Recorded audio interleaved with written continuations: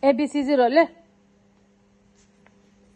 A B C D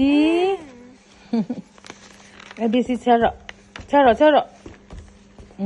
A B C lâu chờ đón. A B C A B C. Ồ, hình như mẹ lâu tuổi. Phê lên nha. Anh control lên nha mà hi. Soal con giỏi thì tum lâu ra. Bơ cái. Bơ cái.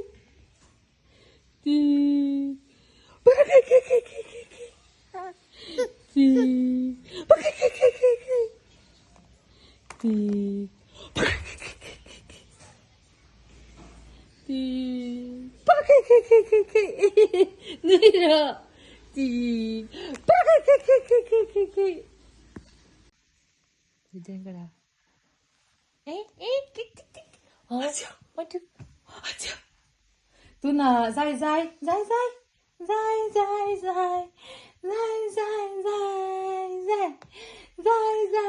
và lê pha lâu biang lê khao mình không tiêu tù và mi rong bơ in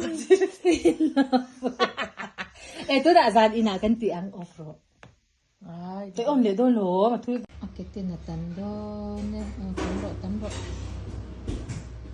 tấn rồi cái tên cái tấn liền rồi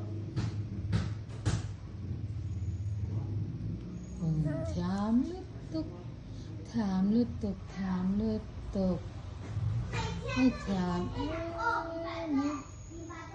tấn rêu rồi Phật nọc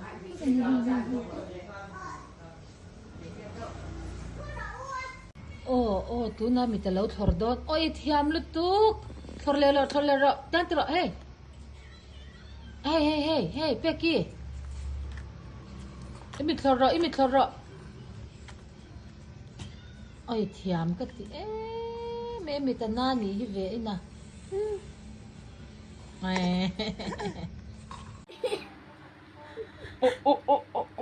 Nana ti lo tu ro bai te nana ti me su đoạt rồi nana đoạt rồi